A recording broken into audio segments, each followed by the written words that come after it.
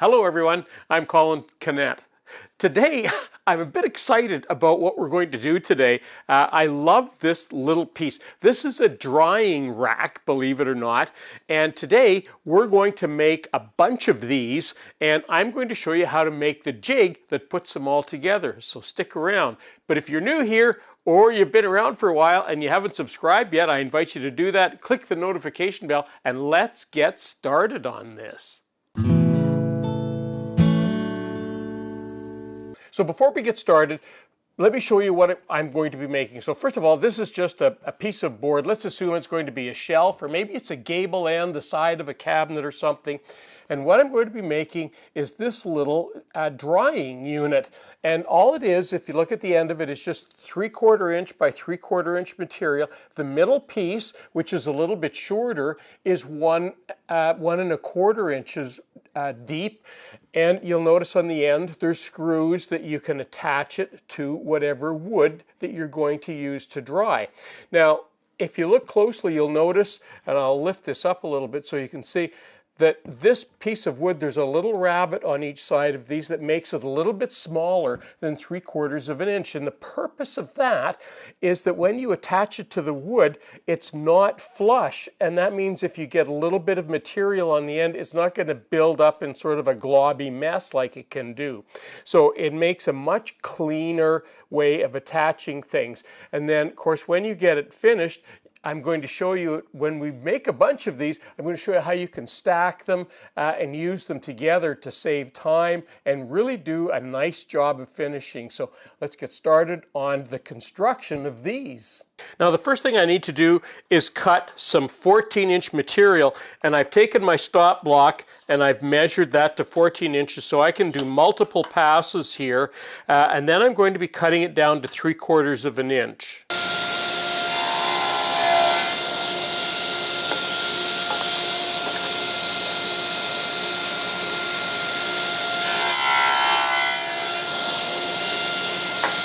Now I need to do the same thing with 8-inch. I need some 8-inch long pieces for the centers.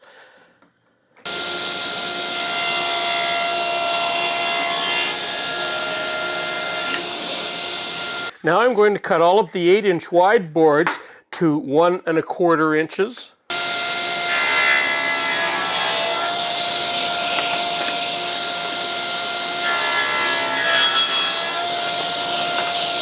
Just measuring the depth there, and I'm going to cut all of the 14-inch pieces that I just cut. I'm going to cut them to all 3/4 inch.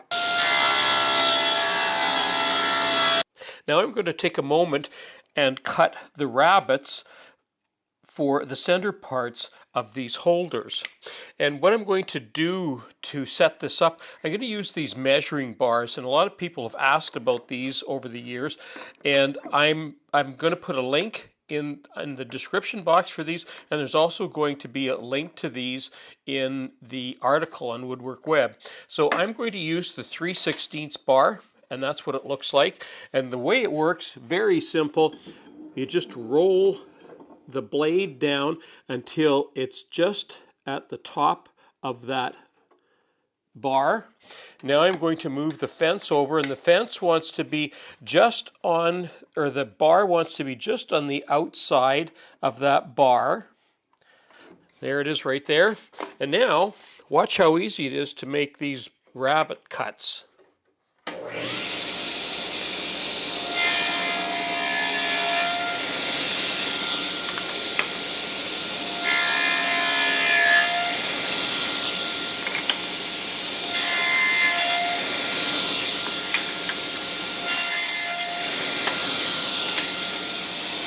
So there's the perfect little fit, and you can see that that bar fits in there perfectly on either side. And if I get this in the right light, you can actually see there's the perfect rabbet in there. Just that easy with those little bars. Now I need to drill a couple of holes in the back of all of the centerpieces, so I've set up a stop on my drill press, and I'm going to drill all of them now because I think it's a little bit easier.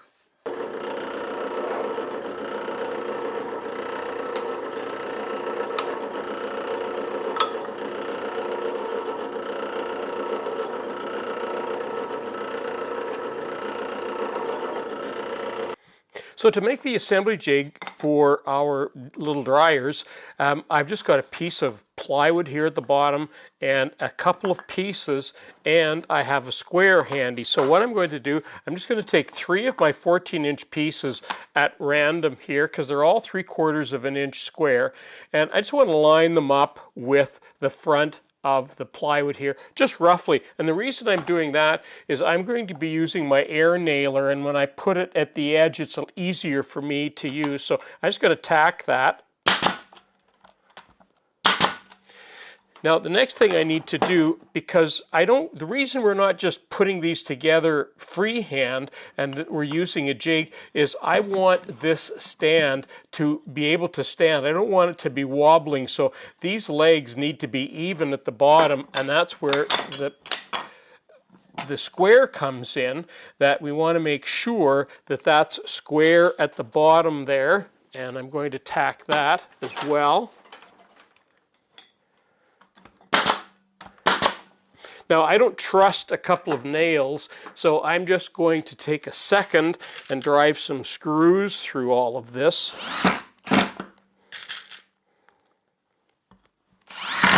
Now, the last thing we need to do is I need to put the spacer in, and of course that's going to go there because that will be on the other side. So I'm just going to put this in here so that I get that at the right place. And I'm going to tack that as well. Okay, let's go ahead and make this assembly. I should tell you, I found this was a little bit fat, so I've just taken it off and trimmed it down a little bit so that it goes in a little bit easier. And that's all we need to do there. So I'm going to use some glue on mine and just pin it together. And I've got a nailer and some pins that are quite wide, so they actually go all the way across, and it's just to hold it till the glue sets.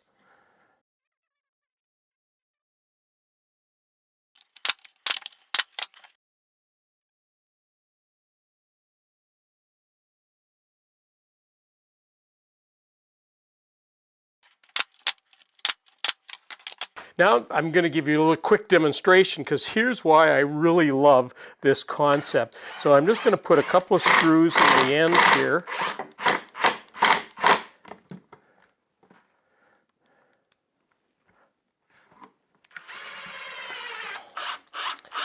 Well, before I close the video, I wanted to show you what they look like and why I'm so excited about this kind of a drying jig.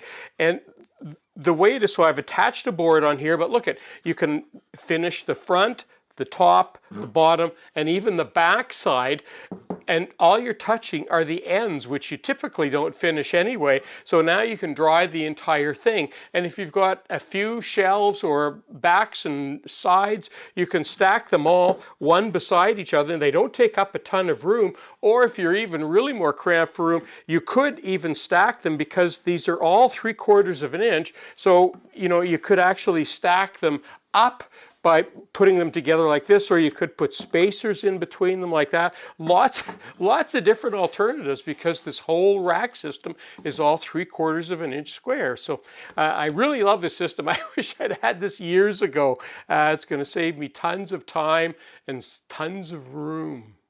Well, that concludes my video for today.